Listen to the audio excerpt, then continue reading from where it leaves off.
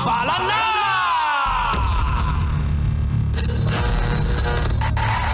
Ang tambalang kumikinang.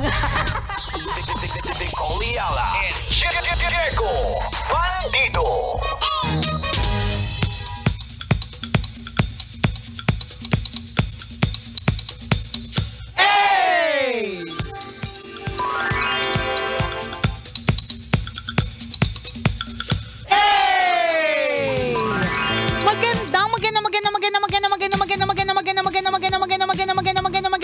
Magandang tanghali, kumikinang na ulod, Diego Bandido! Diego! Go, Diego, go! Magandang tanghali, kumikinang ina!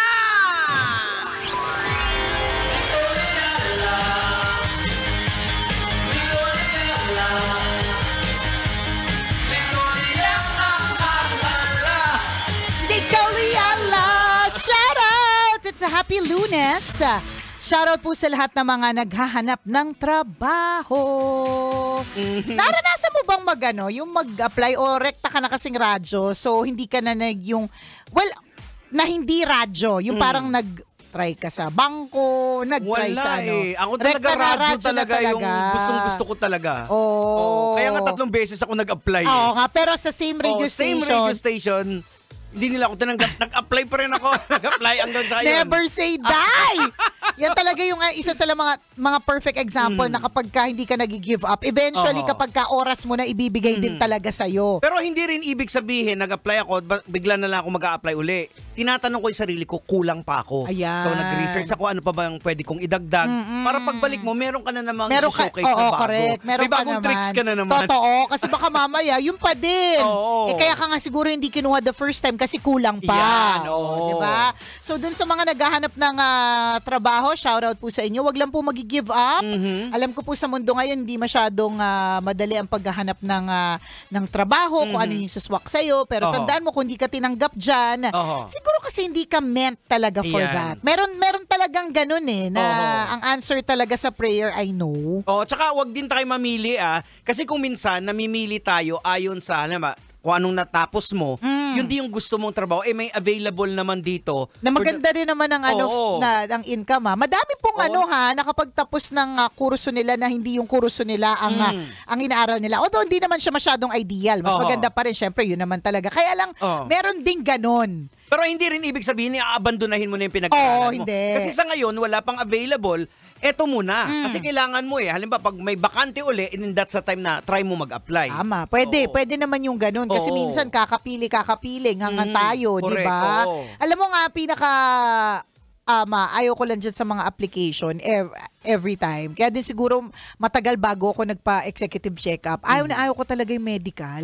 Lalong-lalo yung fecalysis, Jigs. Alam mo, talaga, maski nung huli ako yung executive check-up, hindi ko talaga siya in-avail. Kahit kasama siya sa package, wala akong pake kahit binayaran na siya. Paki-explain mo sa amin yung ang fecalysis. Nakakaya naman po sa mga kumakain ng champuradong ngayon. Nakakaya naman po sa mga kumakain po ng chicken curry tsaka ng human waste. Fecalysis. Kung may urinalysis, urine, ito fecalysis para sa human waste. Yan talaga yung pinaka-ayoko. Ayaw ko talaga pag nagpapa-check up. Kasi yung kung paano mo siya aanuhin. Kasi may oras siya Hindi lang yun, Jigs. May init-init pa.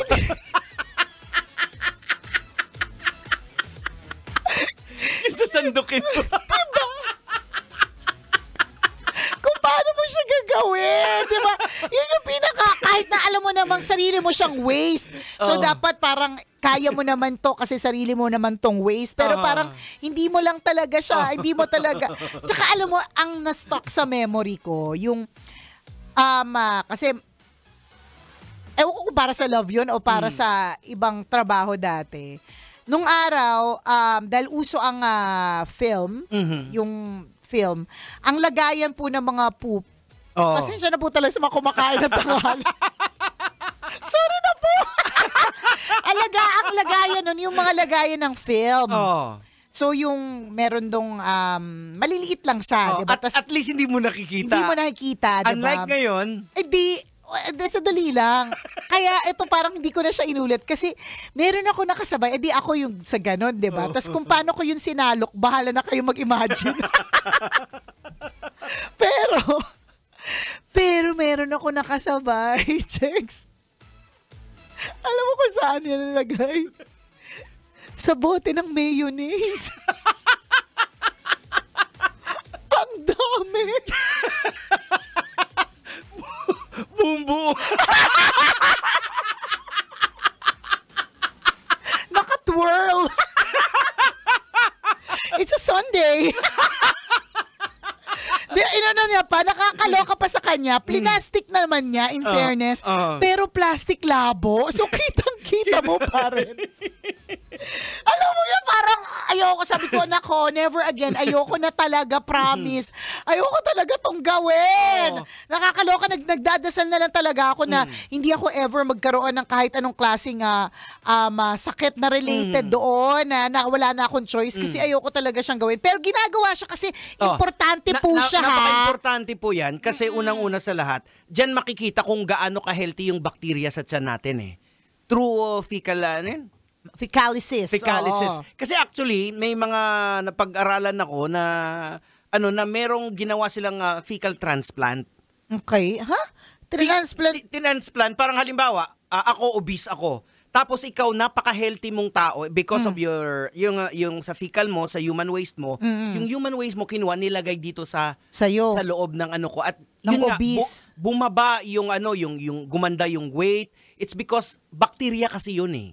Ay, hindi So maganda kasi pag... So ibig sabihin, sa madaling salita, kahit nakakadiri po siyang gawin, mahalaga pong malaman. Yes, the more na mahaba...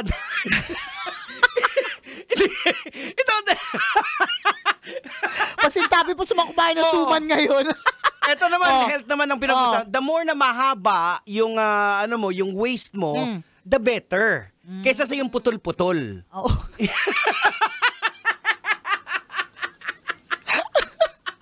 Ginawa pag nagda-diarrhea ka. Ibig sabihin, hindi maganda yung yung bacteria na nilalabas mo ng katawan. Oo. Wala akong pake! Ayoko pa rin mag-fecalysis. This segment is muted for the listener. Robert feeling disgusted.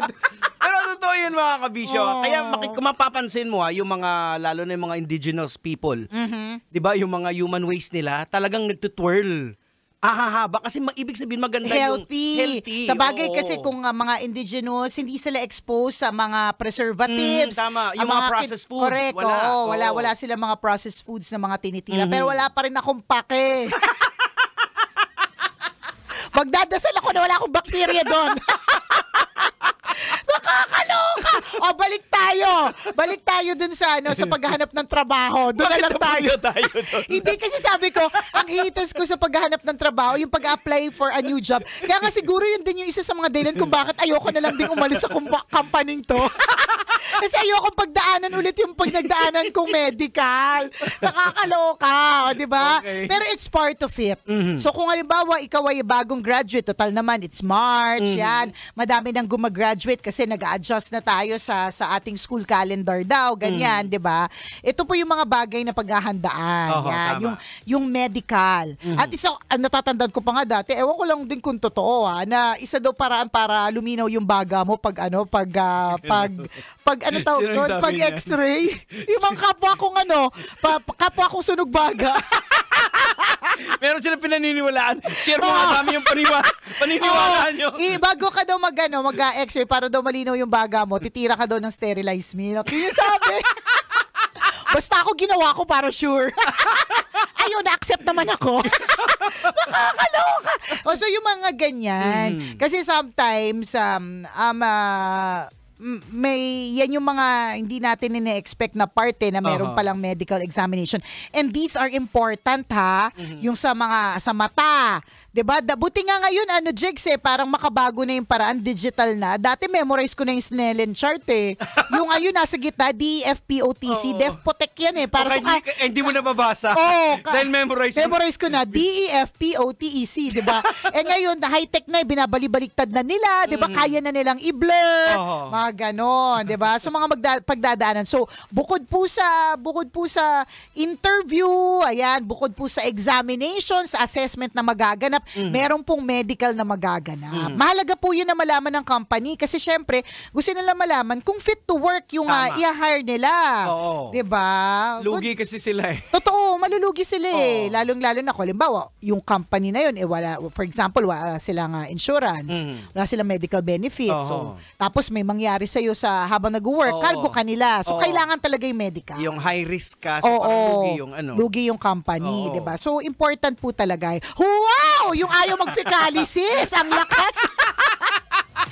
Ang lakas makapanermon na importante yan, di ba, sa inyong pag-a-apply. So, good luck po at naway matanggap po kayo sa trabaho po na hinahangad po ninyo. Hindi po madali yung paghahanap ng trabaho, pero tsatsagaan mo lang talaga. Tsaka kung kinakailangan mo dumaan sa proseso na doon muna sa mababa. Kasi ito naman ang problema ng iba Gusto nila agad mataas. Alam mo, meron po dahilan kung bakit mas mataas ang sweldo ng ibang tao.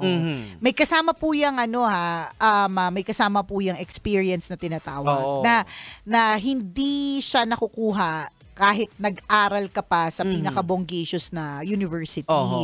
Iba pa rin yung experience. Correct.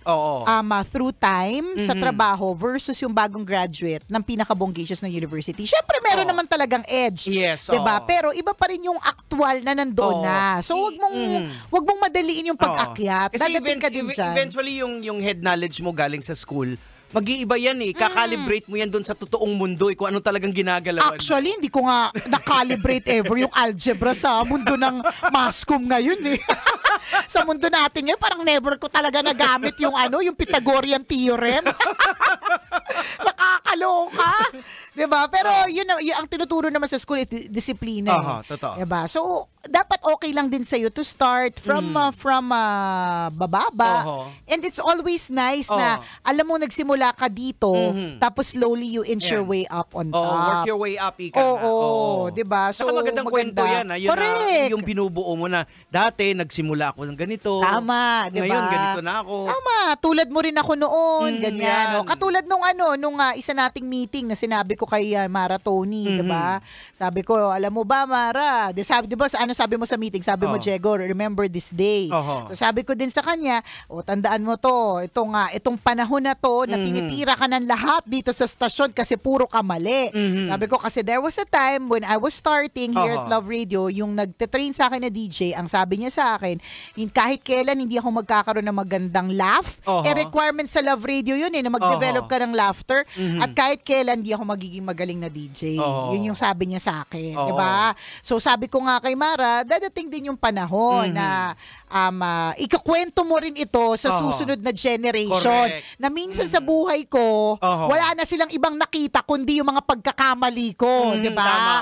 'Di ba? Tapos and slowly nakikita mo yung improvement mo sa sarili mo, nakikita mo yung improvement mo sa lahat, 'di ba? And maganda 'yon kasi nag-start ka nga sa simula. Correct. Kasi motivation naman comes in any form. Correct. Pwedeng masamang tao yan o mabuting tao, pero it will motivate you. Gamitin mo siyang tool birang fire, parang fuel mo siya na gagalingan na balang araw. Papakita ko sa inyo na mali kayo. Pagtatawanan ko din kayo, 'di ba? Sabi ko nga sa iyo nung unang beses akong binayaran para sa tawa ko, nilibre ko siya ng siopaw Oo, di ba? Kasi wala pa akong pera nun So, siopaw lang muna. Pero ibig sabihin, naka-develop ako ng laugh. Di ba? So, you know, ganun talaga. And maganda kapag ka nagpapatrain ka, nag-umpisa ka sa ibaba. Correct. Ayan. Huwag agad ataas Usually, ang nangyayari po yung mataas agad, mga anak sila ng mga business owners. Yan, So, basic na sa may-ari na yung kanyang anak ay gagawin niya kagad VP. Correct. Kahit hindi siya masyadong sigurado, alam mo, kahit VP yung anak, grabe pa rin yung guidance na magulang dyan. Or may exposure na sila kasi kahit nag-aaral Correct. yan, ini-expose na sila Negosyo sa naman na nila yun. Ayan. Ikaw, hindi. Employee ka, first time mo dyan sa company niyan. Magsimula ka sa mababa. Ayan, oo. And work your way up. Yan. Caring mo yan. Good luck! O siya! O siya, hanggang dito na lang po muna ang tambalang kumikinang. Ako po ang kumikinang ng ulo, Diego Bandido. At akong kumikinang ina mo, Nicole Ayala. Kailangan pa bang i-memorize yan? Basic! Metro's number one. Metro's number one. Love Radio.